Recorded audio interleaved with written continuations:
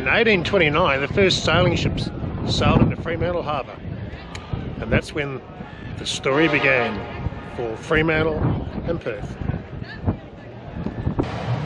The original Fremantle railway station was built in 1881, and that's the year that the Fremantle to Guildford via Perth railway line started running. The railway workshops were located close to the original railway station until 1881, and then they were relocated. And that was on the corner of Fillmore and Cliff Street, about right here where I'm standing. Fremantle railway station was completed in 1907, and from 1881 the railway workshops were located in close proximity to the railway station. Railway workshops assemble, repair and maintain trains and carriages. The population grew rapidly in the 1890s, being driven by the gold rush in the Coolgardie, Kalgoorlie areas.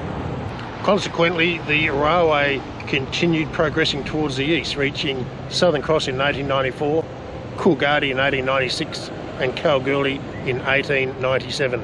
By 1896, a daily train was running to Coolgardie. Consequently, Fremantle continued to grow. There were more steam trains operating and the workshops needed to expand.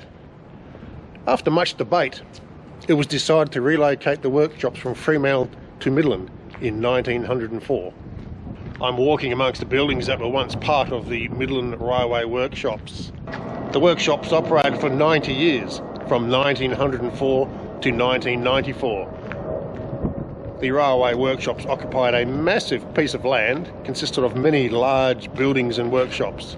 Trains played a major role in the development of WA, and the Midland Railway workshops kept the trains running.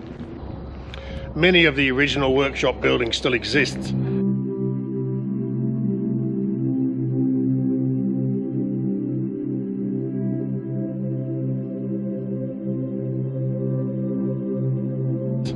Some have been demolished, some have been repurposed, and they're also building new buildings. It's a fabulous place to have a look around. The history is amazing. Here we have a hole full of water, and the hole is simply here because steam trains need water to operate, and the hole is located right alongside where the railway workshops were. This is now known as Coal Dam Park, and the hole or the dam was dug in the 1890s as a water storing facility. In 1947, the dam was increased in size to 200 metres by 50 metres to be used as a coal storage facility. Coal was transported by train from Collie, which is 200 k's south of Midland. Coal was stored in the dam because Collie coal is subject to spontaneous combustion. It is believed this phenomenon may have happened in the bunkers of the Titanic and contributed to the Titanic sinking.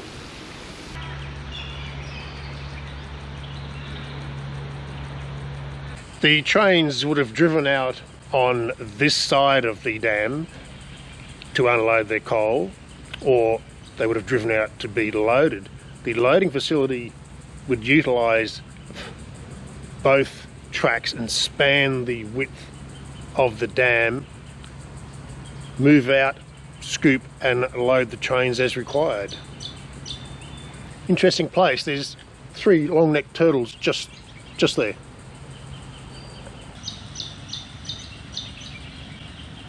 Coal Dam Park is a bit of a historic hidden gem, and I worked in Midland for many years and I have never heard of Coal Dam Park until just recently, and that's only because my mate Dave told me about it.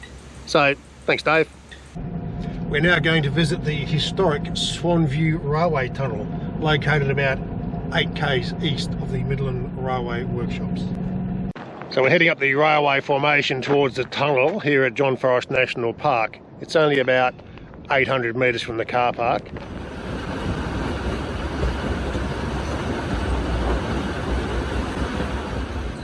The trains were running from Perth to Northern in the 1890s, and they got as far as Kalgoorlie in 1897.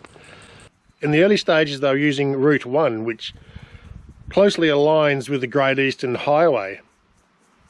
But as years passed, the trains got bigger and heavier, and they struggled with the grade up the Great Eastern Highway route, Route 1. They decided to reroute it to Route 2, which is over here through the tunnel, through the John Forrest National Park. Work began on the tunnel in 1894. The tunnel was officially opened in February 1896. The length of the tunnel is 340 metres, and down the track as the trains got bigger and heavier, heading east was uphill. They struggled with the grade. Smoke accumulated inside the tunnel, resulting in carbon monoxide poisoning, and in fact in 1942 a driver and fireman were subject to carbon monoxide poisoning, and the driver actually passed away. This is where the track split, either through the tunnel or the bypass around the edge of the hill. For a while the trains heading downhill went through the tunnel, and the trains heading uphill went around the hill. We're on the section of railway line that goes around the hill, so bypasses the tunnel. I do wonder why they didn't do this in the first place, why they decided to build a tunnel through the hill when surely going around is easier.